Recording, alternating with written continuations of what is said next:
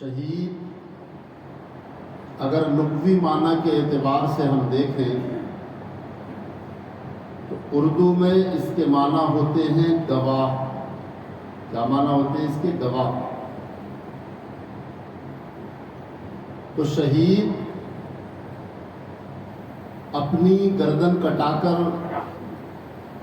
اپنے خون کا نذرانہ دے کر اسلام کی سچائی اور اس کی حقانیت کی گواہی دیتا ہے، اس لیے اسے شہید کہتے ہیں۔ شاہد کے معنی بھی گواہ کے آتے ہیں، شہید کے معنی بھی گواہ کے آتے ہیں، مگر دونوں میں فرق ہے۔ چونکہ اس میں فاعل حدوث پہ دلالت کرتا ہے، صفت مشبہ دوام و استمرار پہ دلالت کرتا ہے۔ تو ایک شاہد وہ ہوتا ہے گواہ کہ جس نے ابھی گواہی دی اور گواہی دینے کے بعد اس کی گواہی ختم ہو گئی، عدالت میں گیا، جج کے سامنے کھڑا ہوا، ہاں بھائی فلاں نے جرم کیا ہے، اس نے کہا ہاں میں شاہد ہوں، میں نے اپنی آنکھوں سے اس کو جرم کرتے ہوئے دیکھا، بس اتنی گواہی دی، بات ختم۔ وہ ہے شاہد، اسے شہید نہیں کہہ سکتے، کیونکہ یہ شاہد جو ہے حدوث پہ اس نے دلالت کی، یعنی تھوڑی دیر کے لیے اس کی گواہی رہی اور اس کے بعد ختم ہو گئی۔ اس لیے عدالتوں میں کھڑے ہونے والوں کو شاہد کہا جاتا ہے۔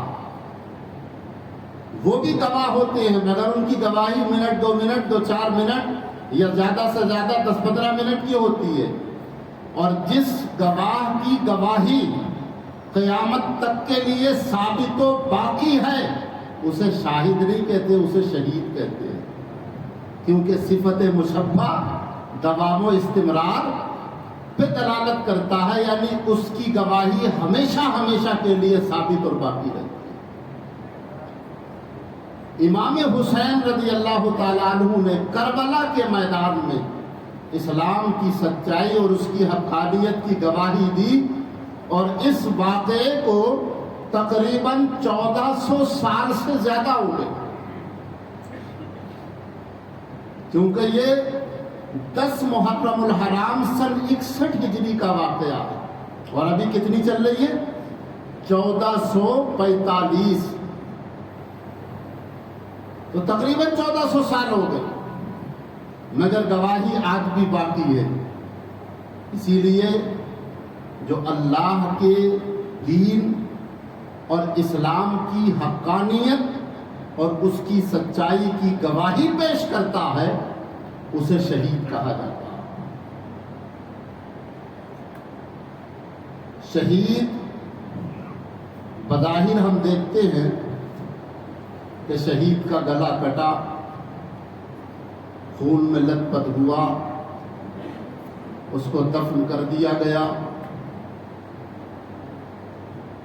بعد تدفین اس کی میراث تقسیم ہو گئی، اس کی بیوی نے دوسرے سے نکاح کر لیا۔ تو یہ ساری چیزیں جب ہم دیکھتے ہیں تو دل و دماغ میں یہ احساس اور یہ تصور ابھر سکتا تھا کہ شہید بھی دوسرے لوگوں کی طرح مردہ ہے۔ یہ تصور اور یہ خیال دل میں پیدا ہو سکتا تھا، ذہن پر ابھر سکتا تھا کہ بھئی شہید بھی جو ہے اس نے گلا کٹایا، اس کے بعد جو ہے قبر میں اس کو دفن کر دیا گیا، اس کے بعد میں اس کی میراث بٹ گئی، بیوی تھی اس نے دوسرا نکاح کر لیا، تو جیسے دوسرے لوگوں کے ساتھ معاملات ہوتے ہیں ویسے اس کے ساتھ بھی ہوئے۔ تو یہ تصور ذہن میں ابھر سکتا تھا کہ جیسے دوسرے لوگ مر جاتے ہیں ویسے ہی شہید بھی مر گیا۔ اس کی قرآن کریم اور احادیث نبویہ نے نفی فرمائی۔ قرآن فرماتا ہے وَلَا تَقُولُوا لِمَنْ يُقْتَلُ فِي سَبِيلِ اللَّهِ أَمْوَاتٌ، جو لوگ اللہ کے راستے میں قتل کیے جائیں، اپنی جان دیں، انہیں مردہ نہ کہو۔ کیا کہا؟ زبان پر مردے کا لفظ نہیں آنا چاہیے۔ لا تقولوا، یہ کیا ہے؟ پہلے نہیں، مت کہو۔ لمن یقتل، اس شخص کو جو قتل کیا جائے فی سبیل اللہ، اللہ کے راستے میں، اللہ کے دین کے لیے۔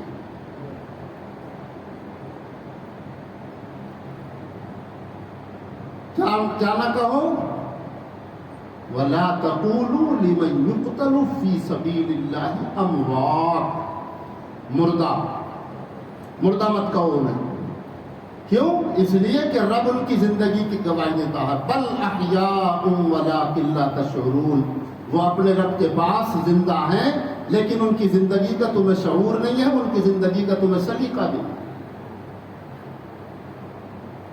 اچھا صاحب زبان سے نہیں کہہ رہے چلو، مگر دل و دماغ میں تو خیال آ سکتا ہے نا، تو قرآن نے اس کی بھی پابندی لگائی۔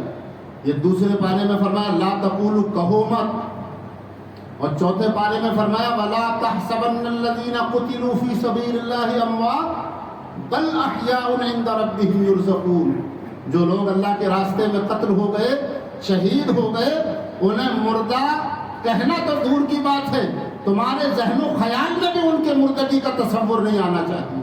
لا تحسبن الذین قتلوا، تمہارے وہم و خیال میں بھی یہ بات نہیں آنا چاہیے، کبھی خیال بھی تمہارا اس طرف نہیں پہنچنا چاہیے کہ وہ مردہ ہیں۔ زبان سے کہنا تو دور کی بات ہے، تمہارے خیال میں بھی یہ بات نہیں آنا چاہیے کہ وہ مردہ ہیں۔ بل احیاء عند ربهم یرزقون، بلکہ وہ زندہ ہیں اور اپنے رب کے پاس رزق پاتے ہیں۔ اپنے رب کے پاس کیا پاتے ہیں؟ رزق پاتے ہیں، رزق دیے جاتے ہیں۔ فَرِحِينَ بِمَا آتَاهُمُ اللَّهُ مِنْ فَضْلِهِ، اور وہ خوش ہیں اس پر جو اللہ نے اپنے فضل سے انہیں عطا کیا ہے، انہیں دیا۔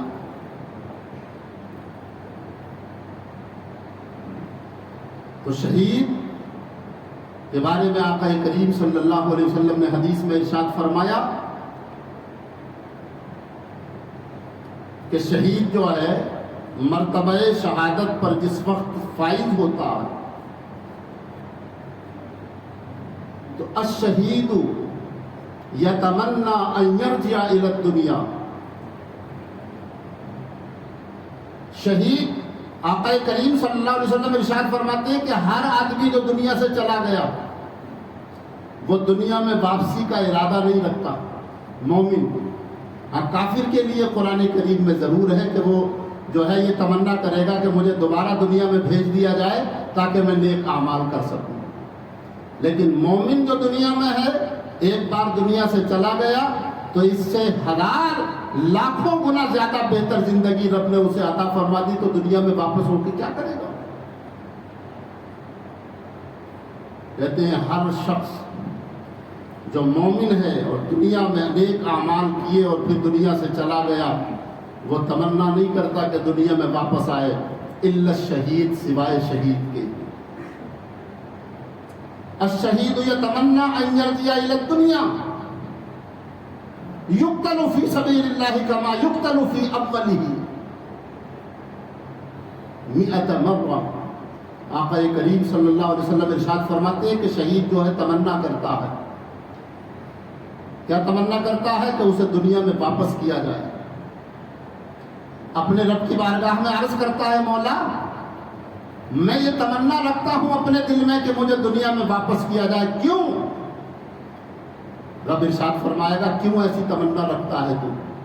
کہ مولا جو لطف و لذت تیری راہ میں گردن کٹانے میں آئی ہے میں اسے کم سے کم 100 مرتبہ حاصل کرنا چاہتا ہوں۔ سمجھ رہے ہیں آپ؟ کتنے؟ 100 مرتبہ کم سے کم وہ لطف و لذت جو تیری راہ میں گردن کٹانے میں پہلی بار آئی تھی میں اسے دوبارہ حاصل کرنا چاہتا ہوں، دوبارہ حاصل کرنا چاہتا ہوں، یہاں تک کہ 100 مرتبہ قتل کیا جاؤں، دنیا میں جاؤں پھر قتل کیا جاؤں، پھر تیری بارگاہ میں آؤں، پھر دنیا میں جاؤں قتل کیا جاؤں تیری بارگاہ میں۔ تو 100 مرہ جو ہے یہ کثرت پہ دلالت کرتا ہے، یہ ضرور نہیں کہ 100 بار ہی، بلکہ مراد تکثر ہے، یعنی کثرت ہے کہ مولا مجھے دنیا میں واپس بھیجتا رہے، تیری راہ میں قتل ہوتا رہوں، پھر تیری بارگاہ میں آتا رہوں، پھر دنیا میں جاتا رہوں، پھر قتل ہوتا رہوں، تیری بارگاہ میں آتا رہوں۔ سمجھ رہے ہیں؟ تو آپ اندازہ لگائیے کہ شہادت میں کتنی لذت ہے. کچھ لذت ہی تو ہوگی, کوئی کچھ مزہ ہی تو ہوگا, کچھ ذائقہ ہی تو ہوگا جو شہید تمنا کر رہا. اب اس لذت و لطف اور اس جو ہے مزے سے نہ آپ واقف ہیں نہ میں واقف ہوں. یہ تو وہی واقف ہے جس نے اپنا گلا کٹایا ہے رب کی بارگاہ. شہید کی 3 قسمیں فقہا نے بیان فرمائی. ایک شہید حقیقی ہے, ایک شہید فقہی ہے, اور ایک شہید حکمی ہے. کتنی ہیں شہید کی؟ کتنی قسمیں ہیں؟ 3. شہید حقیقی, شہید فقہی اور شہید حکمی. شہید حقیقی وہ ہے جو اللہ کے راستے میں لڑتے ہوئے اپنی جان دے دے, وہ شہید حقیقی ہے. اشاعت دین اور اسلام کے لیے, دین اور اسلام کی سربلندی کے لیے اللہ کے راستے میں لڑتے ہوئے جس کا گلا کٹ گیا وہ شہید حقیقی.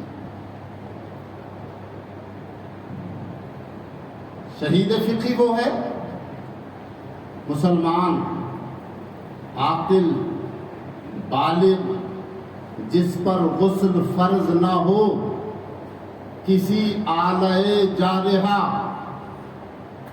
جیسے چاقو ہے, تلوار ہے, سمجھ رہے ہیں آپ, کسی کاٹنے والے یا بندوق وغیرہ اس میں شمار کر لیجئے, سے ظلمن قتل کیا گیا.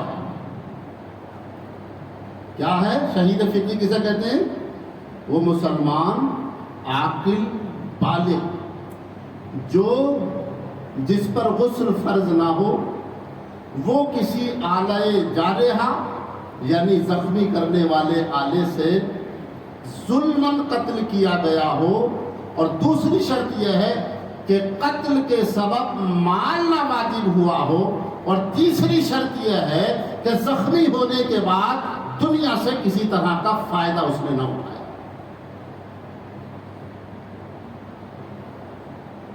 وہ شہید فقہی. اب ان 3 شرطوں کو اگر میں تھوڑا سا پھیلاؤں تو بات لمبی ہو جائے گی, لیکن انہیں ایسے چھوڑ دینا بھی مناسب نہیں ہے, کیونکہ آپ لوگ عام آدمی ہیں اور میرے اپنے ہیں. میری ذمہ داری ہے کہ ہر بات آپ کو ایسے کر کے بتاؤں کہ آپ کے ذہن میں اتر جائے.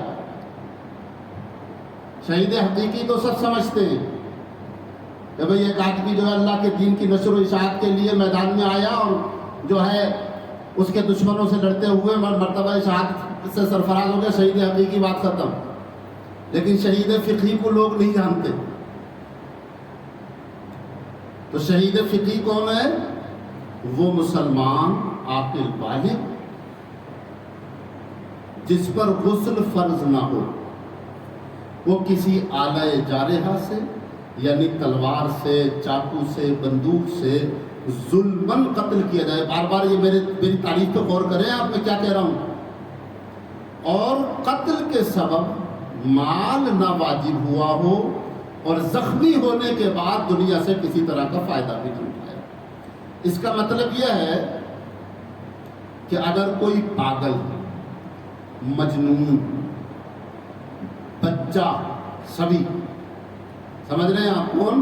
پاگل, مجنون, بچہ یا عورت اگر کسی آلہ جارحہ سے ظلماً قتل ہو جائے تو وہ شہید تو ہے مگر شہید فقہی نہیں, کیونکہ یہاں قید لگائی تھی مسلمان عاقل بالغ کی.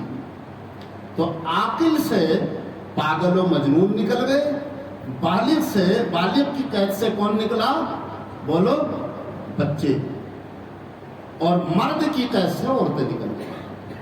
تو وہ مسلمان مرد عاقل بالغ جس پر غسل فرض نہ ہو, ایسے ہی وہ شخص بھی نکل گیا جس پر غسل فرض نہ ہو. اس قید سے وہ شخص نکل گیا کہ جو اللہ کے راستے میں شہید ہوا مگر اس پر غسل فرض تھا پہلے سے, تو وہ شہید تو ہے مگر شہید فقہی نہیں. ویسے ہی اگر قتل کے سبب مال واجب ہو گیا ہو، قتل کے سبب مال واجب ہو گیا ہو تو شہید تو ہے مگر شہید فقہی نہیں ہے۔ سمجھ رہے ہیں آپ؟ جیسے لاٹھی وغیرہ سے مارا یا بندوق چلا رہا تھا شکار پر، لگ گیا کسی مسلمان کو اور وہ جو ہے اس سے قتل ہو گیا تو اس سے مال واجب ہوتا، اس لیے شہید فقہی نہیں ہے۔ سمجھ رہے ہیں آپ؟ یا زخمی ہونے کے بعد دنیا سے کسی طرح کا فائدہ اٹھایا، کھایا پیا یا ٹہلا یا جو خواہشات تھی ان میں سے کوئی خواہش کو پورا کیا تو شہید تو ہے مگر شہید فقہی نہیں ہے۔ شہید فقہی کی نماز جنازہ تو پڑھی جائے گی مگر اس کو کفن نہیں دیا جائے گا۔ جن کپڑوں میں زخمی ہوا اور انتقال ہوا انہی کپڑوں میں اسی خون کے ساتھ اس کو دفن کر دیا جائے گا۔ ہاں جو کپڑے ضرورت سے زائد ہیں جیسے زرہ ہے، ٹوپی ہے اور ہیں تو وہ کپڑے اتار لیے جائیں گے، اور اگر کپڑوں میں کسی طرح کی کوئی کمی ہے اس کے جسم پر تو وہ اس کمی کو باہر کے کپڑے سے پورا کیا جا سکتا ہے، وہ شہید فقہی ہے۔ قیامت کے دن شہید فقہی اپنے اسی لباس کے ساتھ جس لباس میں وہ قتل ہوا ہے رب کی بارگاہ میں پیش کیا جائے گا اور اس کے جسم سے خون جاری ہوگا، وہ شہید فقہی۔ تو شہید حقیقی، شہید فقہی۔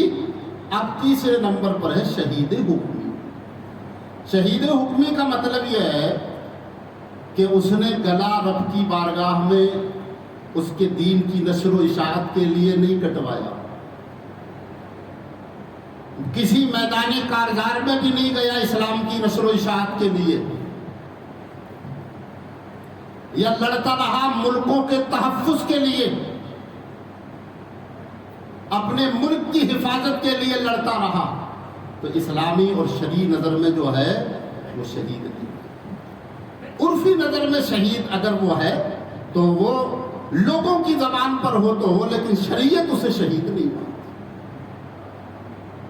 شہادت کا مرتبہ رب کی بارگاہ میں صرف اسی کو ملے گا جو اللہ کے دین کی نشر و اشاعت کے لیے لڑتے ہوئے اپنی جان گنوائے، اپنی جان دے گا۔ شہید حکمی کا مطلب یہ ہے کہ میدان میں اس نے گلا بھی نہیں کٹوایا، کبھی میدان میں گیا بھی نہیں، لیکن پھر بھی میدان محشر میں پروردگار عالم اس کو شہیدوں کے ساتھ اٹھائے گا اور شہیدوں کی صف میں اسے کھڑا کیا جائے گا۔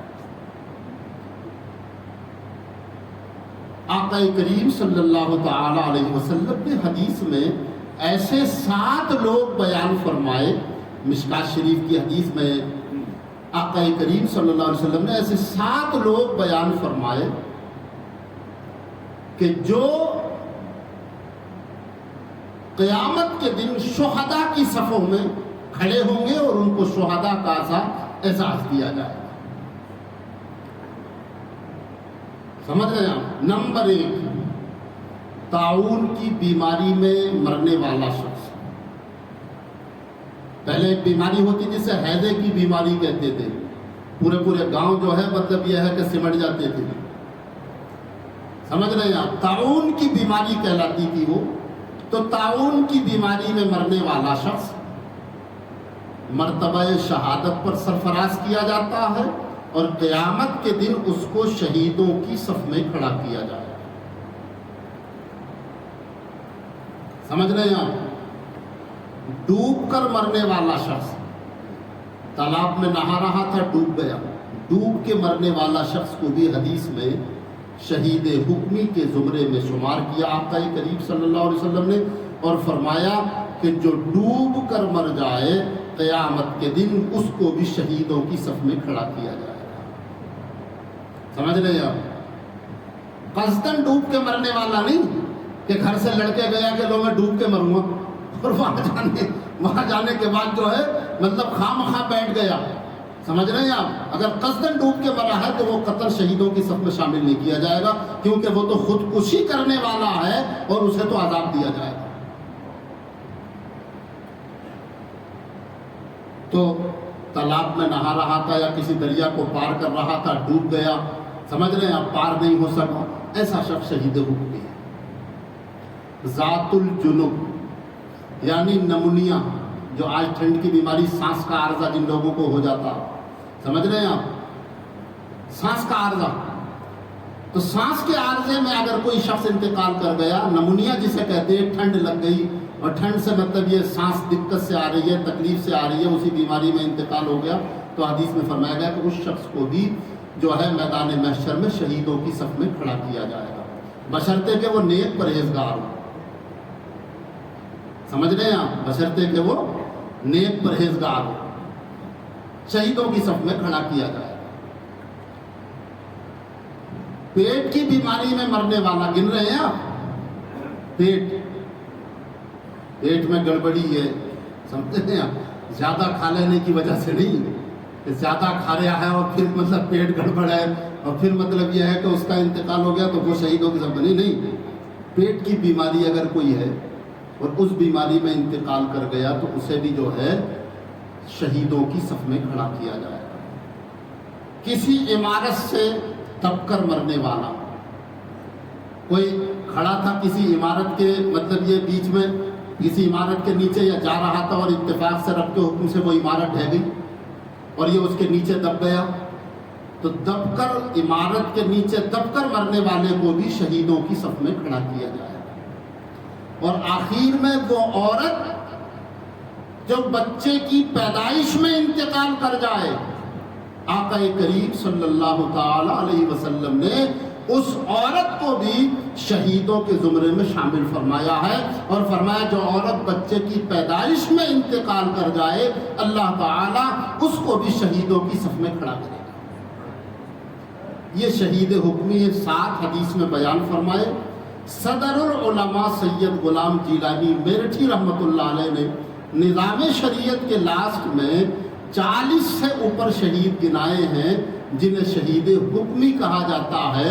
حضرت علامہ غلام رسول سعیدی نے تفسیر تبیان القرآن وَلَا تَقُولُوا لِمَنْ يُقْتَلُ فِي سَبِيلِ اللَّهِ أَمْوَاتٌ اور وَلَا تَحْسَبَنَّ الَّذِينَ قُتِلُوا فِي سَبِيلِ اللَّهِ أَمْوَاتٌ کی تفسیر میں ان شہیدوں کی تعداد 52 تک پہنچاتی ہے۔ 52 وہ لوگ ہیں، اب میں سب کی تفصیل اگر بیان کروں تو بڑا لمبا وقت ہو جائے گا۔ 52 وہ لوگ ہیں جنہیں اللہ تبارک و تعالی میدان محشر میں جو ہے شہیدوں کی صف میں کھڑا کرے گا، اور حالانکہ انہوں نے اللہ کے لیے اپنے گلے کو نہیں کٹوایا ہوگا مگر انہیں مرتبہ شہادت سے سرفراز کیا جائے گا۔ اور ایسے لوگوں کی تعداد کتنی ہے؟ 52 سمجھ رہے ہیں آپ، 52 لوگوں کو شہیدوں کے زمرے میں شامل کیا جائے گا۔ تو یہ شہید ہے، اور شہید جو ہے وہ زندہ ہے۔ شہید کیا ہے؟ زندہ ہے، اور اس کی زندگی ایسی ہے کہ ہم اس کا شعور نہیں رکھ سکتے۔ قرآن نے پہلے ہی کہہ دیا کہ شہید کی زندگی جو ہے تم اس کا شعور نہیں رکھتے، تمہیں پتہ ہی نہیں کہ زندگی کیسی ہے، کیسی زندگی ہے۔ ایک ہلکا سا واقعہ میں بتا کے اپنی بات کو ختم کر دوں۔ امام جلال الدین سیوطی نے اس واقعے کو شرح الصدور فی احوال الموتى والقبور میں بیان فرمایا، اور اعلیٰ حضرت امام اہل سنت نے اس واقعے کو الانتباہ فی حل ندائے یا رسول اللہ میں بیان فرمایا۔ ملک شام کے 3 بھائی ہمیشہ اللہ کے راستے میں جہاد کرتے تھے۔ ایک مرتبہ ایسا ہوا کہ جہاد کرتے کرتے رومیوں کے ہاتھوں وہ گرفتار ہو گئے۔ عیسائی بادشاہ کے سامنے انہیں پیش کیا گیا۔ بادشاہ نے انہیں یہ پیشکش کی کہ بھئی تم لوگ بڑے بہادر ہو اور بڑے طاقتور بھی ہو، اسلام کے لیے لڑتے رہے ہو، ہم یہ چاہتے ہیں کہ اب تم ہماری بندی ہو، ہمارے پاس گرفتار ہو کے آئے ہو، تم یا تو مذہب عیسائیت قبول کر لو تو ہم تمہیں چھوڑ دیں گے، ورنہ جو ہے ہم تمہیں کڑی سے کڑی سزا دیں گے۔ مذہب عیسائیت قبول کرو تو ہم تمہیں انعام و اکرام دیں گے، اپنی لڑکیوں سے شادی بھی کریں گے، مال و دولت بھی دیں گے، तुम्हारे लिए बेहतरीन मकान भी बनवाएंगे, सारी सहूलतें फराहम करेंगे, बस एक शर्त है कि तुम मजहब ईसाइयत कबूल कर लो। लेकिन उनका नारा था कि गुलामान मोहम्मद जान देने से नहीं डरती, ये सर कट जाए या रह जाए कुछ परवाह नहीं करती। उन्होंने जब दो टोक ये फैसला दे दिया, ये जवाब दे दिया बादशाह को, तो बादशाह को बड़ा गुस्सा आया। उसने कहा 3 कढ़ाइयों में खोलता हुआ तेल, जैतून का खोलता हुआ तेल जो है जो पेश किया जाए। कढ़ाइयाँ रख दी गई, तेल खोलाए गए, बादशाह के सामने पेश किया गया। तीनों को वहाँ पर जो है ये दिखाया गया कि ये खोलता हुआ जो तेल है, अगर तुम हमारी बात नहीं मानोगे तो इसमें डाल दिए जाओ। उन्होंने कहा कोई बात नहीं, डाल दिए जाएंगे तो इसमें हरज क्या है, भाई हम तुम्हारी बंदी हैं, तुम्हारे पास गिरफ्तार होकर आए हैं, तुम तो अब जो हमें सजा दोगे वो हमें कबूल है, लेकिन इस्लाम नहीं छोड़ेंगे। मज़हब इस्लाम छूट जाए ये नहीं हो सकता। मैं मुस्तफ़ा के जामे मोहब्बत का मस्त हूँ, मैं मुस्तफ़ा के जामे मोहब्बत का मस्त हूँ। ये वो नशा नहीं जिसे तुर्शी उतार दे। एक ज़माना वो था जब लोग अल्लाह के रास्ते में जान देने से नहीं डरते थे, और आज एक ज़माना यह है कि लोग नमाज पढ़ने आने से डरते हैं मस्जिद में। समझ रहे हैं आप? देखिए ज़माने का फ़र्क और बदलाव। मेरा काम है, मैं बहैसियत रहनुमा, मेरा काम है आपको अच्छी बातें बताऊं, आपको अच्छी बातों की तरफ रहनुमाई करूं। अगर आपके अंदर इस तरह की कोई खामी या कमी है तो बजाय मेरे ऊपर आपको चलने के आपको अपनी इस्लाह करनी चाहिए। मिसाल के तौर पर अगर आप दाढ़ी मुंडा रहे हो, मैं अगर दाढ़ी पर तकलीफ करूं तो आप दाढ़ी रखाएं। इस्लाम का तकाजा ये है, ये नहीं कि आप मेरे ऊपर ये कहें कि हजरत आपने दाढ़ी पर तकलीफ क्यों की। मेरा काम अच्छी बातें बताने का है, आप मेरे अपने हैं। मैं अगर आपको अच्छी बातें नहीं बताऊंगा तो कौन बताएगा। फूलों पर चलना अपने लोग ही सिखाते हैं, दुश्मन तो कांटों पर चलाता। इसलिए मेरे अजीजों, आप मेरे अपने हैं, मेरे अजीज हैं, मेरी जिम्मेदारी है कि आपको अच्छी बातें मैं बताऊं। और इसी दर्द और कुल्फत के साथ मैं आपसे आप अपना एहसास दर्द रखता हूं कि आप अल्लाह के रास्ते में नेक काम करें, अच्छे बने, क्योंकि उस अच्छाइयों का सिला क़यामत में आपको मिलेगा। हो सकता है मेरे अच्छा कहने की वजह से, अच्छाई की तरफ रहनुमाई करने की वजह से कुछ ना कुछ मुझे भी मिल जाए। हदीस में फरमाया गया, अत्ताल्लु अलल खैरि कफ़ाइलिही, नेकी की तरफ रहनुमाई करने वाला, नेकी का रास्ता लोगों को दिखाने वाला नेकी करने वाले जैसा है। तो मेरा काम है, मेरी जिम्मेदारी है, मैं आपको अच्छी बात बताऊं। आप मेरे अपने हैं, मेरे अजीज हैं, मेरा कोई दुश्मन नहीं है। समझ रहे हैं आप? मैं आपको टारगेट करूंगा। टारगेट तो दुश्मनों को किया जाता है, अपनों को तो समझाया जाता है और अपनों को अच्छा रास्ता दिखाया जाता है और अच्छे रास्ते पे चलाया जाता है। उन्होंने कहा कोई बात नहीं, भाई खोलते हुए तेल में डालोगे तो अब तो हम तुम्हारी बंदी हैं, जैसे तुम कहोगे वैसे ही करेंगे हम, मगर इस्लाम नहीं छोड़ेंगे। तो उसने बड़े भाई को पकड़ा और खोलते हुए तेल में जो है दोनों भाइयों के सामने डाल दिया, मिजले और छोटे के। और थोड़ी देर में वो मतलब तड़पा, जाहिर बड़ा था, कढ़ाव था खोलता हुआ तेल का, थोड़ी देर तक तड़पा और वो ठंडा हो गया। समझ रहे हैं आप? बादशाह ने फिर पेशकश की कि अब भी तुम्हारे लिए वक्त है, एक भाई तुम्हारा ज़ाय हो चुका, जा चुका, तुम दोनों भाई अब भी मज़हब ईसाइयत कबूल कर लो, सारे इनाम और इकराम मिलेंगे। उन्होंने कहा ना, इस्लाम नहीं छोड़ेंगे, मज़हब इस्लाम नहीं छोड़ेंगे, इतनी कीमती दौलत तुम्हें क्या इतनी सारी उसके बदले में दे देंगे। मिजले भाई को पकड़ा, खोलते हुए तेल में डाल दिया। दोनों भाई को जलते हुए तेल में जब डाले गए तो वो तो कबाब मुरंडा बन गए थोड़ी देर में। छोटे भाई से कहा कि अब भी तेरे लिए वक्त है, मजहब ईसाई कबूल कर ले। उसने कहा ना, ईसाई मजहब नहीं कबूल करूंगा, इस्लाम से फिर नहीं सकता, मुस्तफ़ा जाने रहमत से बेवफाई नहीं कर सकता। फिर तो उसने कहा तेरा भी अंजाम ये, कोई बात नहीं है, दोनों भाइयों का हो गया, मेरा भी सही। वजीर ने बादशाह से पेशकश की कि हुजूर, ये इसकी उठती हुई जवानी है, मेरे पास एक लड़की है मेरी निहायत ही हसीन व जमील, मैं जो है इसे अपने फेवर में कर लूँगा, मुझे कुछ वक्त दिया जाए। बादशाह ने वजीर की बात मान ली, वजीर के हवाले कर दिया गया छोटे भाई को। निहायत ही खूबसूरत हसीन व जमील नौजवान था वो। उसकी लड़की रात को जब वो इबादत के लिए खड़ा हो गया, उसकी लड़की खाना या पानी जो भी चीज़ लेके आई, وہ رات بھر اس کا انتظار کرتی رہی، لیکن نوجوان نے اس کی طرف آنکھ اٹھا کر نہیں دیکھا، وہ اپنی عبادت میں مصروف رہا۔ صبح کو اسے خبر دینی تھی، اسے پورا مطلب یہ وہ بتانا تھا بایو ڈاٹا کہ کیا ہوا۔ تو لڑکی نے بتایا کہ رات کو اس کی عبادت کی رات تھی، اس لیے وہ رات بھر اپنی عبادت میں لگا رہا، اس نے مجھے دیکھا نہیں کہ میں کون ہوں کیا ہوں۔ ایسے ہی 40 راتیں گزر گئی، نوجوان کے پاس لڑکی آتی رہی، نوجوان اپنی عبادت میں راتیں گزارتا رہا۔ 41ویں رات کو لڑکی اس کے قدموں پہ گر گئی۔ اس نے کہا یہ بتا کہ تو آخر کون سی ایسی چیز دیکھ لی ہے تو نے کہ جو مجھ جیسی حسین و جمیل عورت پر نظر اٹھانے کو تیار نہیں ہے؟ مجھ سے بھی زیادہ حسین و جمیل کوئی چیز ہے؟ تو اس نے کہا تجھ سے بھی زیادہ حسین و جمیل میرا دین، میرا اسلام، تجھ سے بھی زیادہ حسین و جمیل مجھے میرا دین، میرا اسلام ہے۔ اس لیے جس نے جو ہے دین دیکھ لیا، اسلام دیکھ لیا، وہ تجھ جیسی حسین شہزادی کی طرف نظر نہیں اٹھا سکتا۔ تو اس نے کہا ایسا ہے اگر تو میری طرف نظر نہیں اٹھا سکتا تو میں تیری مرید ہو چکی ہوں، اب تو ایسا کر مجھے یہاں سے نکال اور کلمہ پڑھا، مسلمان کر اور مجھے یہاں سے لے کے چل۔ راتوں رات 2 گھوڑوں کا لڑکی نے انتظام کیا، راتوں رات نکل گئے۔ کچھ ہی دور پہنچے تھے کہ پیچھے سے گھوڑوں کی ٹاپوں کی آوازیں سنائی دی، تو یہ سمجھے کہ شاید بادشاہ کا کوئی دستہ پکڑنے کے لیے آ گیا، لیکن چونکہ وہ سوار ہی کسی دوسری دنیا کے تھے، تھوڑی دیر میں ان کو پکڑ لیا۔ حالانکہ ان کے گھوڑے کی ہوا سے باتیں کر رہے تھے، لیکن تھوڑی دیر میں ان کو پکڑ لیا۔ نوجوان یہ دیکھ کر حیران رہ گیا کہ گھوڑوں پر جو ہے آگے جو 2 گھوڑے تھے اس پر اس کے دونوں بھائی سوار تھے۔ زور سے بولو ذرا، آگے کے جو 2 گھوڑے تھے اس پر اس کے دونوں بھائی سوار تھے، اور ان کے ساتھ میں فرشتوں کی ایک بڑی جماعت تھی جو گھوڑوں پر سوار تھی۔ دعا سلام ہوئی، اس نے کہا بھائی آپ کیسے؟ تو اس نے کہا ہمیں تم دونوں کا نکاح کرنے کے لیے جنت سے بھیجا گیا۔ تو اس نے کہا میں نے تو آپ کو دیکھا کہ آپ کھولتے تیل میں ڈال دیے گئے، جل گئے، آپ مرنڈا بن گئے۔ تو اس نے کہا صرف وہی ایک لمحہ تھا جو تم نے دیکھا، باقی اللہ نے اس سے ہزاروں گنا زیادہ بہتر زندگی ہمیں عطا فرمائی۔ سبحان اللہ۔